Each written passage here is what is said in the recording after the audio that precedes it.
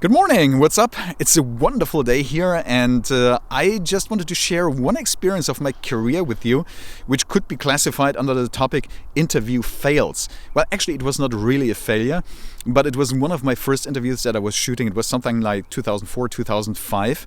And I must admit, it was not only one of the first, but it would have been my last one, because I was on the edge to simply give up, because the experience was almost traumatizing. So the problem was we needed to have this interview with the sales director of a company, and he was not feeling good in front of the camera at all. He was not feeling at ease. He had a lot of anxiety. And that came from different things. On one hand, he had to speak in English, which was not his native language, so that made it already a little bit more difficult for him. And second, simply, he didn't like to do these things. So he was not feeling comfortable in front of the camera.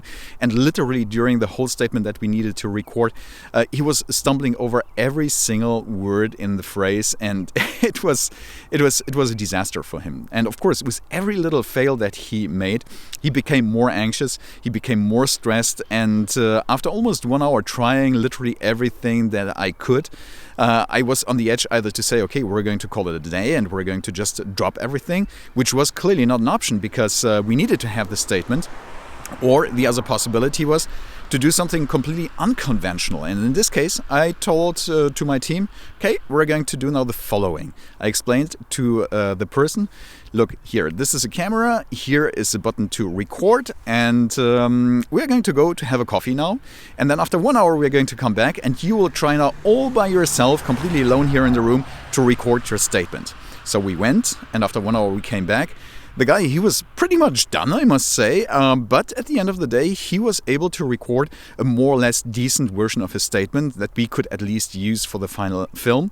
So it was not now that I would say it was good, but it was at least good enough so that we could complete the movie with his statement.